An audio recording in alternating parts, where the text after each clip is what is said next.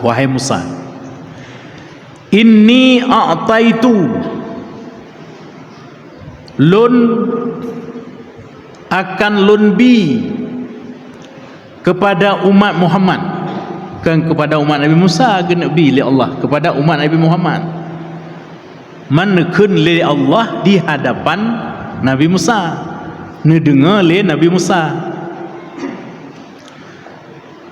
Lun akan lunbi kepada umat Muhammad nuraini. Apa itu nuraini? Dua cahaya. Nurun satu cahaya, nuraini dua cahaya. Dua buah cahaya akan nabi Allah kepada gedanya umat Muhammad. Allah sampaikan di hadapan Nabi Musa alaihissalam. Kemudian kaila yadurruhum dulmatani,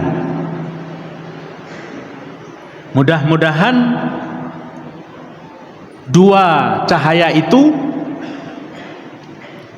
dapat menerangkan dua kegelapan. Artinya Allah subhanahu wa ta'ala akan nabi kepada umat Muhammad dua buah cahaya. Yang pertama dua cahaya dan dua kegelapan, dua terang dan dua gelap.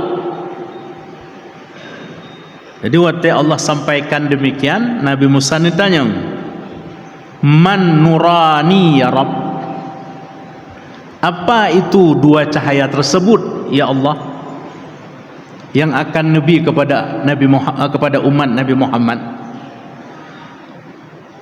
Faqala Allah subhanahu wa ta'ala, maka dijawab li Allah subhanahu wa ta'ala, pun dijawab, nurun Ramadan. Yang pertama adalah cahaya bulan Ramadan. Wan nuru Al-Quran, dan saboh tu yaitu cahaya Al-Quran. Nyan keh yang dua buah cahaya nyan akan lun kena bi, akan lun kena persembahkan kepada umat Nabi Muhammad.